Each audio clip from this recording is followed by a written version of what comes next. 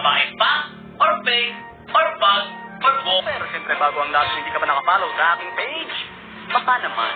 So dito nga ay naglaro ako ng rank game. Sa account ko nakasalukuyang Legend 1 5 star para malaman kung totoo nga ba na may sumpa ang last game papuntang Mythic. At dahil nga nasasanay na akong gumamit ng Lancelot ay nilako na kaagad si Gusion. At sa mga kalaban namin dito ay talaga namang masasabi natin hindi ganon kahirap labanan. Kaya naman kung matatalo tayo sa larong to o kaya naman ay mababaog, ibig sabihin lang ay totoo ang sumpa. Or pwede rin bobo talaga ako mag-gusto. Legit balod? Shoutout na lang kami nyos. Mingot. Dito nga in-invade ko na yung kalaban kasi Jelong 4 lang naman yan. Wala namang gagawin sa kanya. Ang problema nga tayo kakampi niya meron. Tapos dito susubukan ko sana silang agawan ng turtle. Mabigla naman ako bigyan nun. Tapos ginanyan. Tapos ginagaganan ako. Sabay recall. Grabe, 0-5 kami ng kalaban. Partida bonus round lang yung mga yun. Washing wag. Wait muna natin mawala ang kanyang motherfucking vengeance.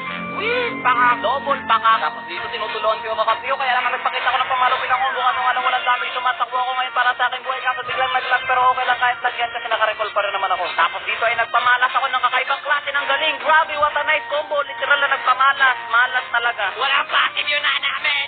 May walang passive yun na na! Walang passive yun na na! Uy, may kalaban. Gasot na naka-vengeance. Naging Molina. Nana na walang passive. Nana na walang passive, par! Par, nana na walang passive! Sabi, alis na parang natin.